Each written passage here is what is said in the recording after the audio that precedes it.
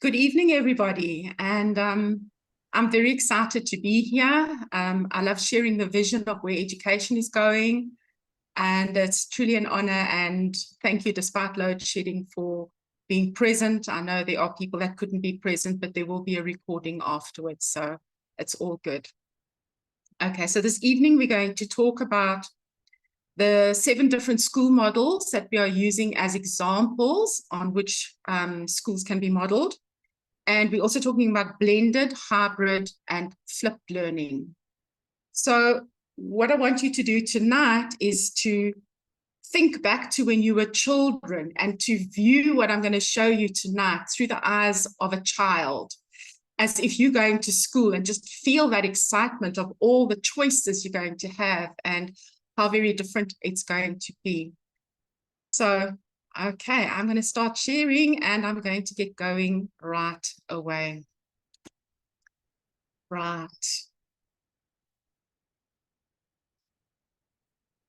Okay, so various models of exploratorians. You'll see in a minute what the word exploratorians means. So the models of exploratorians in this presentation, and I'm doing just a brief overview of each so that you just get the idea, is the Montessori, Waldorf, Kin Forest School, the Arthur Morgan School, Finnish system, the Agora, and the big picture. So this is the new terminology that you will come to hear about in the new global education. This one, you should know the first one, that's CARE. That's the group that we are all involved with. Education is just one section of it, and that's Center for Amity and Restoration of Earth. The GEAC is the Global Education Advisory Consortium, and it is a division of CARE.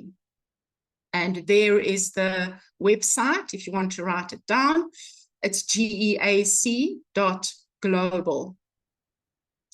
An exploratorium is a self-motivated, project-driven learning environment. In other words, it's a new word for a school. But the word school has got a lot of negative connotations to it, and so they are now going to be called exploratoriums. And exploratoriums are large schools.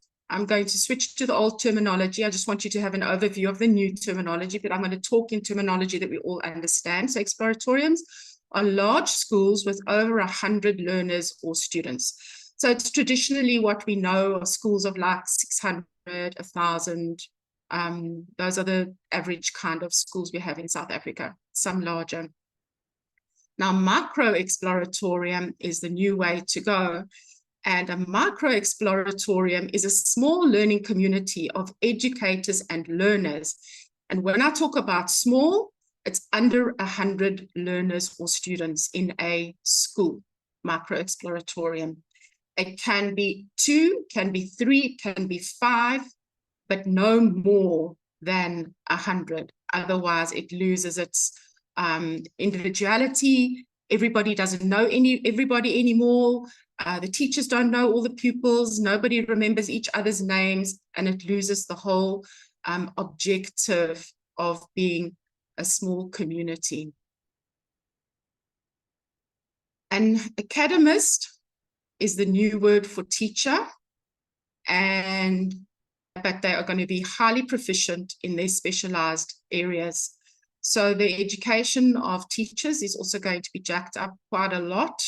And so are salaries and everything that goes with it. We spoke about that in the previous presentation. Facilitators are also specialized, but they typically work with younger children, where the academists are proficient in specialized areas. And discoveration is basically the new word for learning. So discoveration means focusing on inner motivation to reach full potential. So it's not that they're being forced to learn or forced to go to school. Everything must happen from their own motivation. So we're going to look briefly at the Montessori. And the Montessori is important in the sense that this is the suggested model that we are going to be using for preschool and early schooling, and there are very good reasons for that. And academic assistants, one for each academist and facilitator. In other words, each teacher will be getting an assistant. And these can be easily trained in the Montessori system. It's already set up, it's already up and running, well managed. And this takes only 3 months, whereafter they are employable. So within 3 months, we can train a teacher's assistant for every single teacher, and they can start earning and get into the system. And from there, if they want to, they can go for further education and work their way up the ranks, but they don't have to. Some people may prefer to just remain teachers' assistants. It's absolutely up to them. So the Montessori is a child-centered model. Teachers are merely facilitators.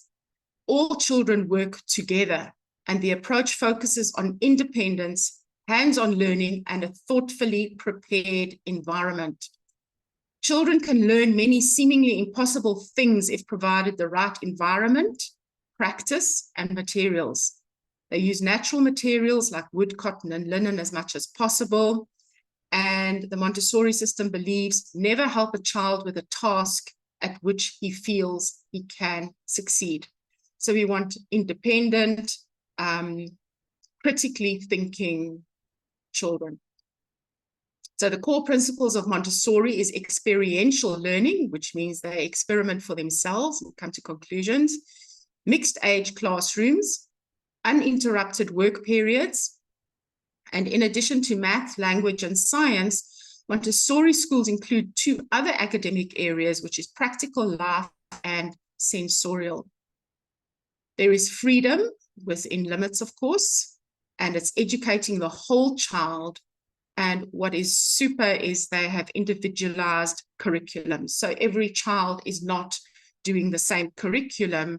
It is very specifically tapered to each child. And here are the 7 Montessori principles. Play is work, prepared environment, observation, freedom within limits, respect, hands-on learning, and independence. So this is the suggested, or remember, everything that we do in the GEAC is suggested and it is advisory. Nothing is controlled or forced or anything like that. So there's the Waldorf system. So how does that differ? The Waldorf promotes imagination and creative learning through play, a focus on relationships, the arts, the imagination, and nature, the head, the heart, and the hands.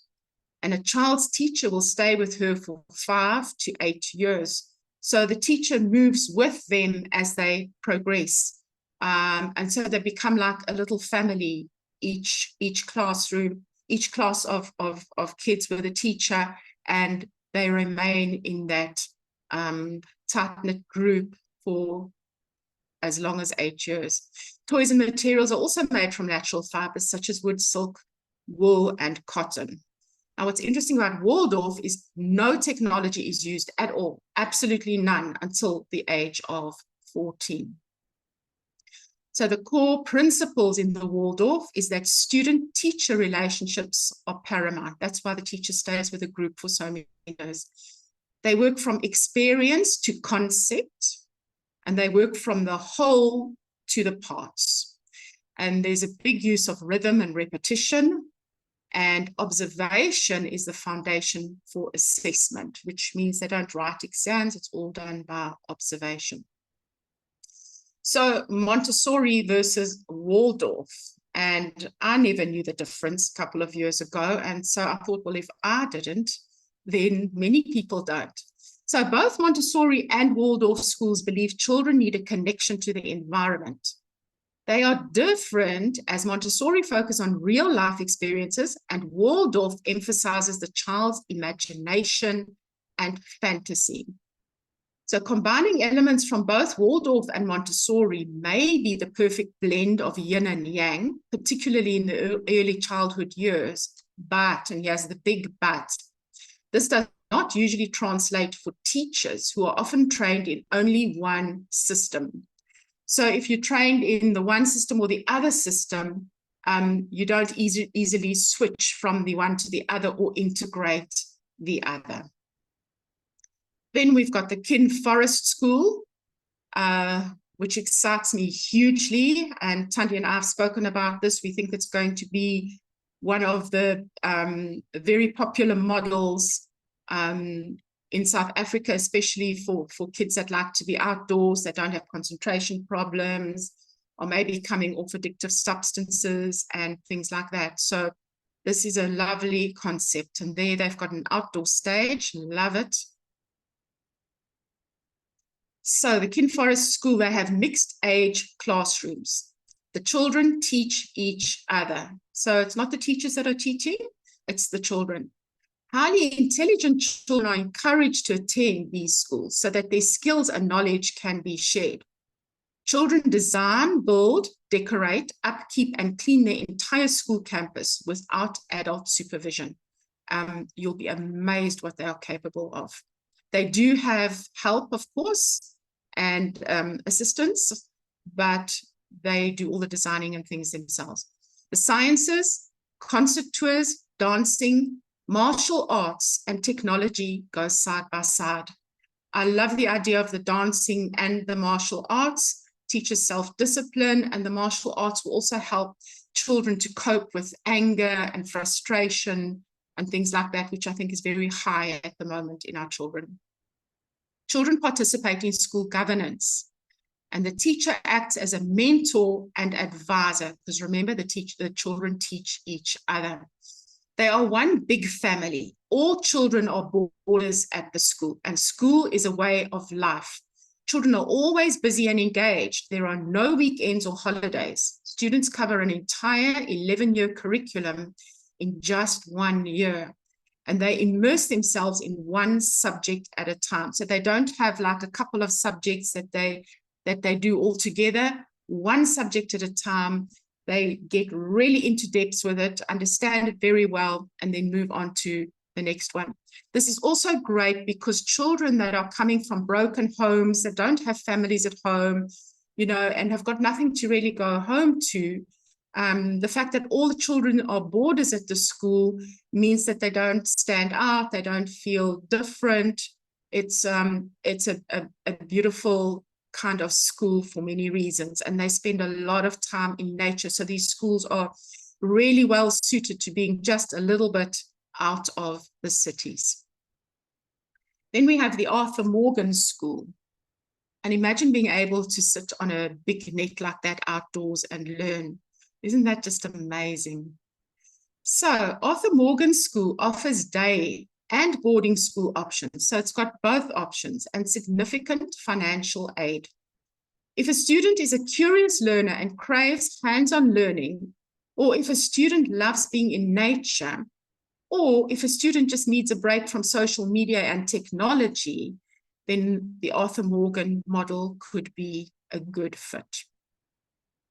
So it is a farm school. They also do full immersion learning, very much based on agriculture, and they do many, many field trips, some for up to 10 days. So there's a big emphasis on getting out and about and experiencing life and experiencing different places. Learners do all the cooking, all the cleaning, and all the other chores on this farm. They do a lot of hiking, and they do a lot of learning in nature. So learning situations in nature and relating it to what they are learning. Then we've got the Finnish schools, which are the schools in Finland. And in Finland, all teachers are required to have a master's degree before entering the profession. In Finland, teachers are very, very highly regarded. It's much easier to become a doctor or a lawyer in Finland than to become a teacher.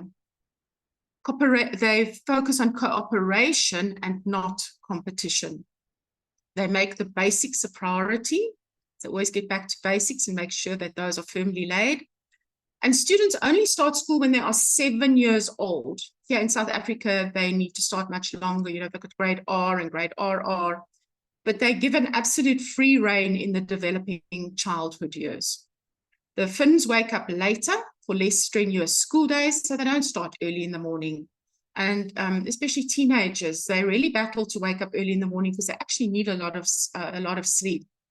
And so starting later in the mornings is sometimes a good option. So also a much more relaxed atmosphere. There's no standardized testing, no grades, only self-evaluation.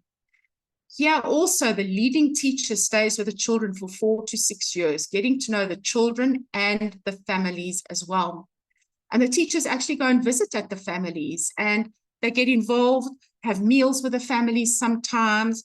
And because they're so highly educated, they can also see if a child is hyperactive and they've had a meal at the child's home, they can make suggestions to the parents, perhaps less colorants and more vegetables, those kind of things. So they actually see what happens at home. They know the siblings, they know the dynamics in the family, and they work very well with the children, understanding what is going on. Classes are 45 minutes long, followed by a 15-minute break outdoors with physical activity. So in every hour, they spend physically active time of 15 minutes. Therapists are part of the full-time staff, as they believe that all children have a disability somewhere. So every child has a challenge somewhere. Some are just more obvious than others, and these therapists are available full-time. They use a problem-solving teaching method. In other words, everything they learn is based on solving some or other problem. Assignments are very short, taking no more than 45 minutes. They have small groups of learners in each classroom. Then we have the Agora School. If you have a look at that, that looks very much like chaos to me, but let's see why. It looks fun though. I mean, look at that tent that's pitched up top there. So in the Agora schools, children are encouraged to play. Playing creates interest, and teaching and policing them is unnecessary. Agora is a blend of a university, because they build up knowledge, a Buddhist monastery, because of the thinking that they learn, a theme park, the playing, and a communal marketplace, because they learn to trade and barter. There are no classes, no classrooms, and no curriculums. The space where this happens is full of happy clutter, and each child customizes their own desk. So if you think it's going to cost a fortune to set up a school, I mean, look at this. No classes, no classrooms, no curriculums. You can literally get together in any space. It can be in a park, it can be at a museum, it can be absolutely anywhere. So in the Agora schools, each day starts with what they call dagstart. And this is where students get together at the start of the day and outline their challenges for the day, what they hope to achieve and what help they might need. And then other students offer suggestions or advice or join in. And then students move to project time, either at the desks or in any of the facilities, such as the wood workshop, the metal workshop, the horse stables, the textiles rooms, kitchen, computer room, or anything else that you can dream up that the children are interested in. After lunch is quiet time when students are encouraged to read or think. And then it's more project or group work until the end of the day. And they have unlimited mobile phone and internet use. So they believe that that is part of life, and they have those things with them at all times. Then there's a concept called the big picture. And here they say learning lives everywhere, at recreation centers, parks, public libraries, museums. So you can see there's a little bit of an overlap in some of the ideas. Colleges, community gardens, theaters, churches, homes, in backyards, and more.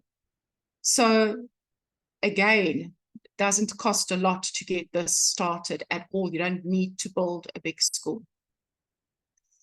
It is learner-centered, and principles are sourced from the natural world and are used to create living systems within society. So they look to nature to see how does nature do it, and then they emulate that in the real world. They focus on transformation and invention rather than reform and innovation. So there's lots of inventions that are happening there. And every child pursues their interests and passions uninhibited by inequitable and inflexible structures. This school has partnership with educators, youth, families, and community members. So they draw in everybody. The community and world are the playgrounds for learning, where equity, human dignity, and liberation are cultivated. Young people are supported to thrive and contribute to an interconnected world. Learning both inside and outside of school is demonstrated and documented.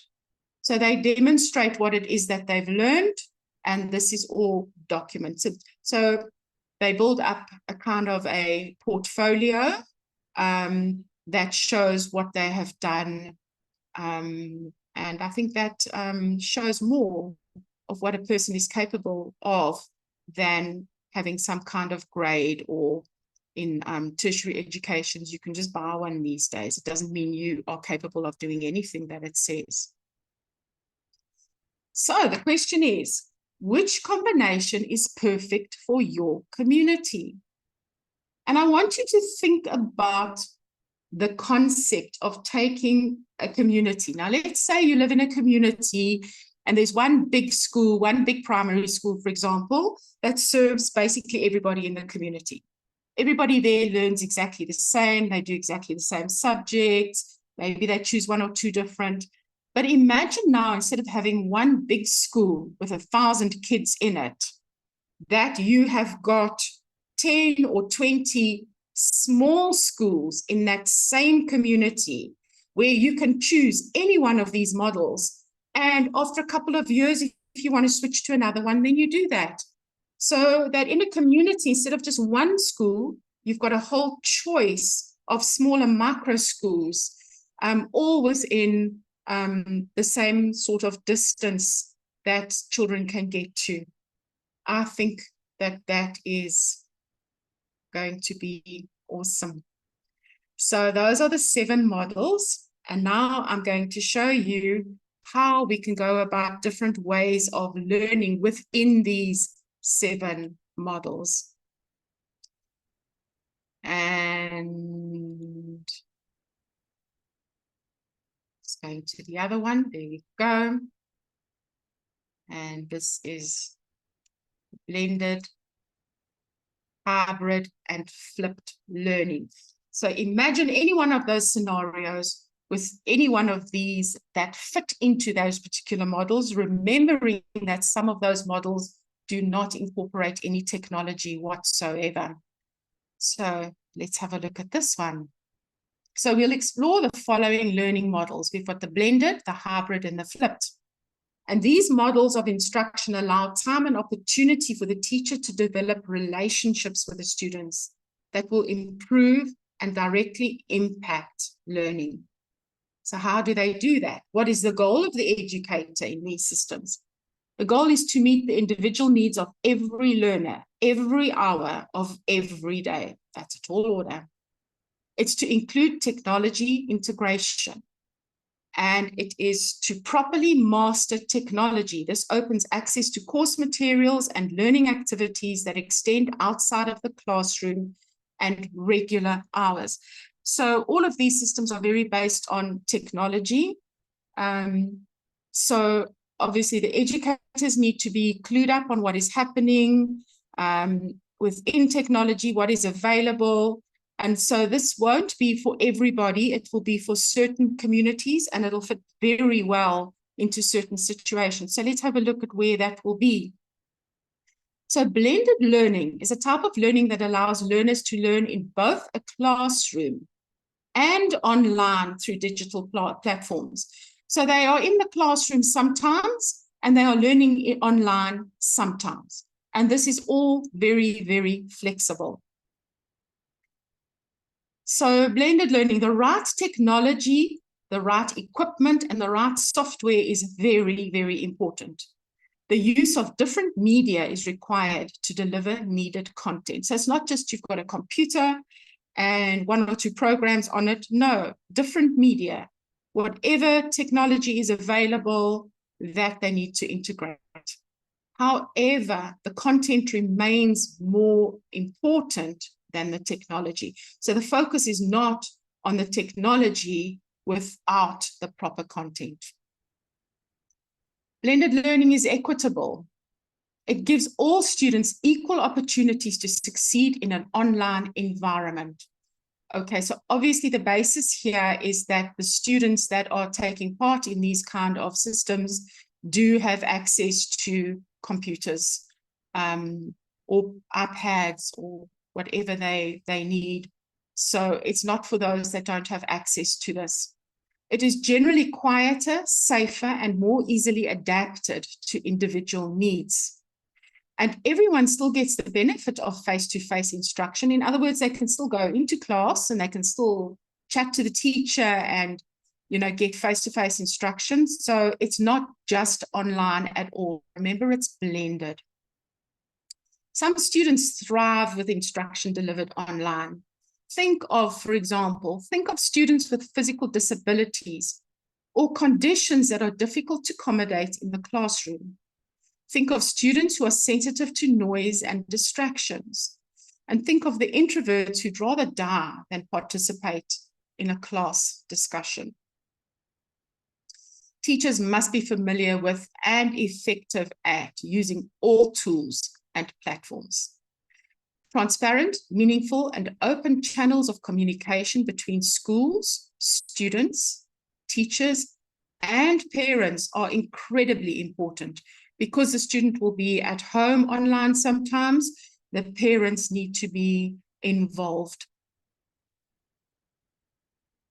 Blended learning develops technological soft skills. And the pictures I've put in there are actually of disabled learners with physical challenges. And you'll be amazed when I was looking online, you'll be absolutely amazed at the technology that is available to help these kind of learners. I mean, think, for example, of someone who's dyslexic or hasn't got the use of their hands and how they can do voice activated, write essays and things with voice activation. That's just one example. There are many, many other things that are available today. It's absolutely amazing. So students might be able to navigate YouTube, but can they compose a formal email or keep track of several hundred Word documents without confusion? Blended learning equips students to live and work in a digital world. Technology assists the disabled and those with learning disabilities to integrate into the learning environment. Blended learning is cost effective. It cuts expenses by reducing the need for costly physical resources. For example, it removes the need for textbooks. It eliminates an enormous photocopying budget, and fewer classroom and school resources will be needed if students learn from home part-time. So if you think about it, depending on how much time students spend at home, you only need to have enough classrooms to accommodate those that are at school on any particular day. You don't need to have classrooms that accommodate all of the students all of the time. So that makes it very cost effective. And blended learning is flexible. Not being confined to the classroom, it provides flexibility to handle disruptions that come with school life.